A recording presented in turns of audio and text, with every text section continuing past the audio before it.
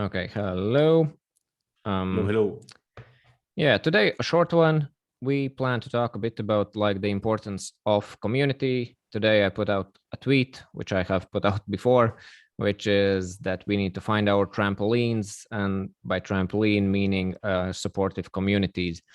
So we want to talk a bit about that. Alex, what your experience have been with like communities when you discovered that it is important, and I don't know what's Mhm. your journey with that, and what's your thoughts on it, and what advice would you give to others? So as a creator, I don't have a community of my own, at least not yet. It's not something that I have done yet, but something that probably will happen in the future. But I'm part of a few different communities, like from other creators, and at the same time, I guess part of a bigger community, which is like the side of Twitter that we are. I think we can call it that a community, right? Because right now it's like kind of for me, like getting into Twitter right now is like getting into the workplace, and then you see like some familiar faces, like, and then each one is like talking about what they are doing and so on. And people usually like supporting each other, so I would say that that counts as a community. And that's super important. That's one of the reasons why I started creating content on Twitter, and why I kept doing it, because early on I found like this sense of community, I think, here. And like that sense of belonging, in that sense that people will actually listening to you and not like just talking to you because of like um By the way, in Twitter, how did yeah. you actually start? Did you kind of Mm. find very quickly like-minded people and so on? Because Yeah. I believe, and it was myself included, it was kind of hard to you kind of go on Yeah. Twitter and then you post something, and of course nobody like sees or likes or whatever because you're just alone with maybe some of your friends 10 Yeah. years ago on Twitter. Like, what was the beginning? How did you initially Yeah. found some like-minded people? So for me, I think I already mentioned this in another episode, but for me, like the mind-opening thing was like finding Visualize Value, like the account first, and then finding like Jack Butcher as a person. But it was more like the Visualize Value, and then he launched one like the Daily Manifest. I think it was one of the first products that he launched, and with that it came like access to the community, which I think it was like super beta early on. So like I got there, and I never participated in like a community online before that, at least not like actively. And I started seeing people like they're like sharing what they were doing on Twitter and what they were building, and I was like, yo, this is super cool. But at the same time, back then I was like super shy to do like online interactions. It was super hard for me. So like seeing people being super open, and then I said, okay, fuck it, let's do it. I posted, so I don't even remember what I said. I think maybe I was asking for help or something, and then like a bunch of people responding to me, and like being willing of helping. It was like, okay, this is super cool. Like people actually help, and they don't ask for money or for anything, or they don't even ask like, who are you, to ask for help. It's just like, yeah, just willingness to help, that willingness to help and to connect. It was one of my first great online experiences, and it was on that Visualize Value community, which is still active, by the way. I don't participate at all right now, um, but yeah, I think that was my first experience and how I started. And like product from there, I started finding like a few people who were like in the same mindset, I guess. And that's, I guess I was lucky, because as you said, I think it's hard to find that community at the beginning. So I'm curious to No, hear like what but was your experience. I don't know. it's Go funny ahead. that it's funny that you mentioned, because I had kind of the same experience, and like kind of Oh, to add this before, I was aspiring creator for like 4 years mm, before like I kind of started to gain some momentum. And previously, I don't know, there was these like online gurus or mentors or whatever that I yeah, kind of followed, but I never was in their communities. They didn't have a community, or like didn't feel that I can afford those communities or whatever. yeah, And I was always in my like echo chamber alone doing my thing. I I don't know, I had maybe two friends which I was able to talk about, that I want to be creator and I want to do this stuff, but they were on completely different journeys. They didn't really understand. It was like just friends having a chat, each talks about yeah. their own whatever they are doing. And to me it was the same. I kind of bought the Visualize Value community membership thing, whatever, for Mm-hmm. 1 year.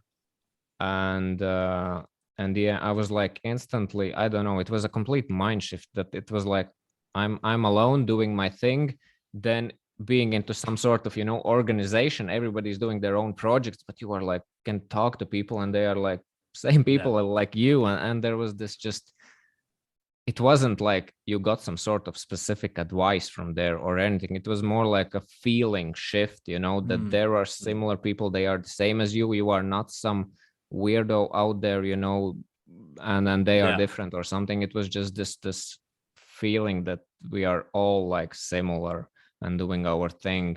And exactly as you said, one connection there, something there. Then actually, it was for me, it was the case that I started to share my visuals. And I think Jack's wife reached out to me and said that, hey, we love your stuff. And at that time he had this value app where he shared some sort of blog posts, and they said, we want to do like a feature with you, can you write something?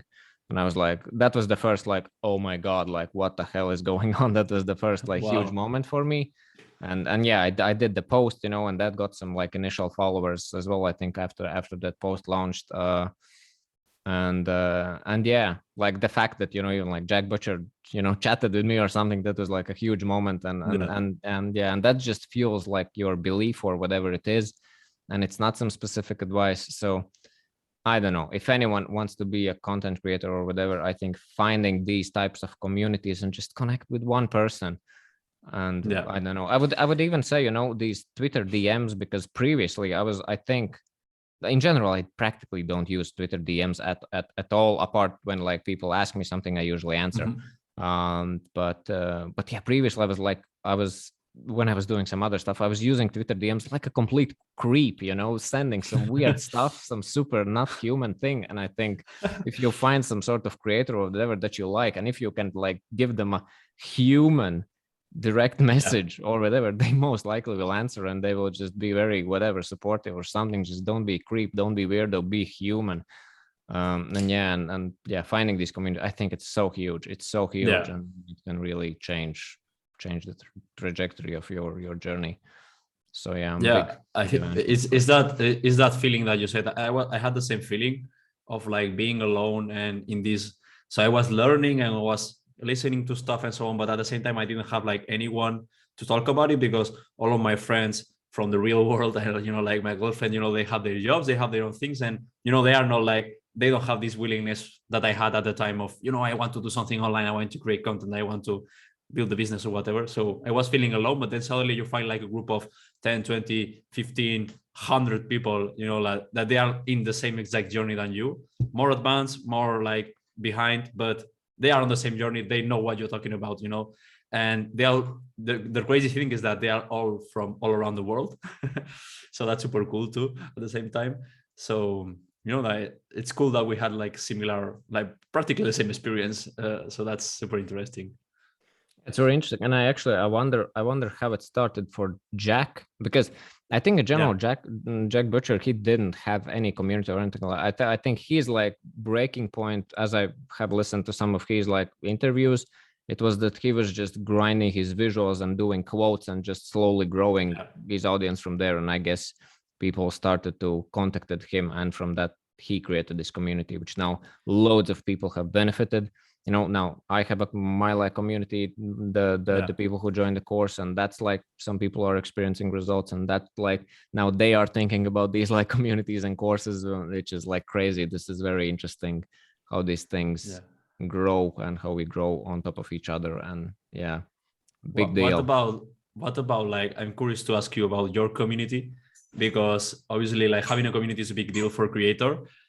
What was the thinking? So obviously you were going to release the course, and that's something that people were asking of you, but why adding the community? Because for someone from the outside, it kind of feels like some extra work, like building a course is one thing, but the community is something optional that you can do as a creator. So why did you decide to build a community? Is it because you wanted to do it, or what was it wasn't really the thing that I wanted to do. But I actually was more leaning, when I'm like working with my creative stuff, like the big dream, of course, is, as you have said, being on airplane mode. Of course I'll have some people which I will reach out to and so on, and we'll have like our whatever little community. But the goal was really to diversify like your income from all this hands-on work, because community is kind of work. But why I actually added the community was I can't recall specifically how it went about, but I think I had a bit about like imposter syndrome and about the value of the course. And I thought I really don't want to do like the cohort course where I would be able actually to engage with people and then give them feedback and so on. So I thought, okay, let's do like a self-paced course, but let's add on top, these office hours at least for 1 year. And like I will share feedback, people will submit their work and I will add direct feedback to their work. And I think that will be like a huge value. And it is actually, that's one of the biggest like probably takeaways for a lot of people, which is like you'll get this direct feedback, direct comments. And I think it's kind of a big deal. And that was the reason why I added it. And I added it with like kind of this constraint that I will keep this rolling until the end of this year. And then I plan kind of to cut these feedback sessions off in the community. The community will remain and I will remain active there, but I will just try to set the expectation that I don't really need to like give feedback to every visual that is posted and so on and so on. So I can actually add how I plan to change this now. Now I kind of have figured out that I want to do a bit cheaper, but fully self-paced course where you kind of get thrown in the community as well, but no expectations about feedback or office hours or anything like that. And I kind of plan to do cohorts twice a year. We'll see if there will be demand for that. But, for people like, if you want to learn these visuals, if you really want to figure out like how I do things and so on, here's like a very cheap option, which you can like go and do on your own and put in the work and probably you'll succeed. If you want more guidance, if you want more like, let's have some strict goals, maybe similar as Ship 30 for 30 have with their like essays and so on. And let's go on to this journey, let's say for 30 days or whatever it will be. And then I will like, it will be more expensive, but you'll get a lot of like my hands-on feedback and so on. So that's how I plan to approach it. We'll see how it goes, but that's kind of where I plan to take this direction. But yeah, I added the community more to the fact that I wanted to add value for my course. But now the thinking have shifted, because it's very fun in a sense that, of course, I don't want like always to do those feedback sessions because it just takes time. I like to do them, but this is the balance, that it's not that easy. You can't really trade your time all the time. And at some point you need to kind of figure out how to split it or whatever. But the community, it's really fun. And the most rewarding thing is just people are chatting on their own and having discussions and supporting each other. And that is so humbling to see when you really don't need to do a lot of there. And it's just people are having conversations on their own. That's really cool.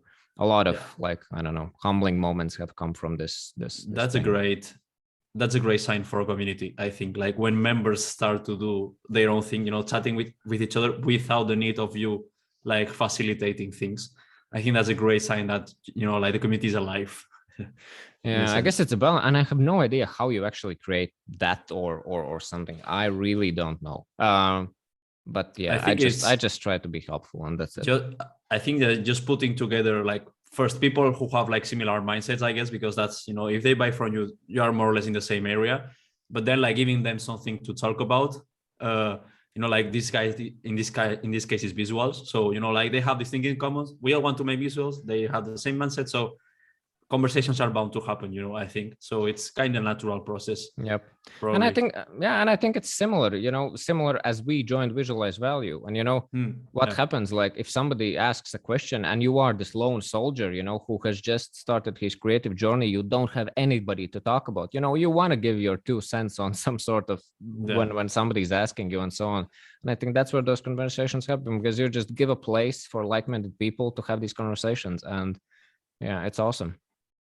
Yeah. Okay. I think it's great.